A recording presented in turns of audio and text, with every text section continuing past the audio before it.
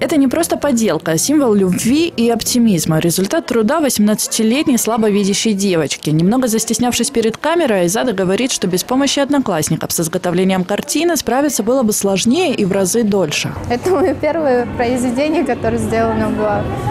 Да вроде бы, в принципе, легко, просто рисуешь по линиям, гвозди вставляешь и все. Эта работа сделана в стиле стринг-арт. Она была сделана где-то за 3 часа, конечно, с помощью моих одноклассниц.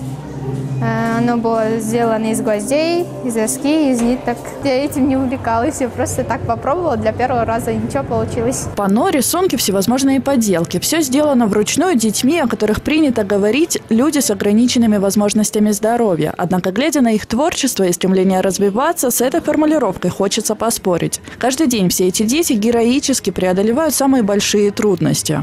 А вот мы занимаемся, вышиваем, вот панос.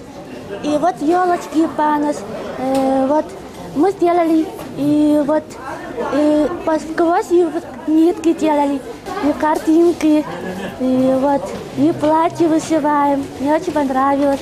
И вот мы занимаемся хорошо, вот мы танцевали, мы пели. В преддверии Дня инвалидов для 600 детей в столице организовали настоящий праздник с подарками, поздравлениями и концертной программой. Кроме того, муниципалитет выделил материальную помощь всем образовательным учреждениям, которые обучают и воспитывают детей-инвалидов. В этом году изменили формат, место, и были организованы все условия, чтобы для подвоза детей. Наши детки, победители могут показать, могут гордиться теми способностями, которые они могут, несмотря на физические ограничения. Есть наши очень способные детки, которые умеют и рукоделием заниматься, и спортивным видом, и творческими кружками. Сотни детей, каждый со своей особенностью. Несмотря на физические ограничения, они рисуют, вышивают, выигрывают на чемпионатах по шахматам, шашкам, пауэрлифтингу и настольному теннису. Сегодня, собравшись вместе, ребята делятся своими успехами и полученными за год навыками. Для миллионов абсолютно здоровых взрослых эти маленькие герои – самый настоящий пример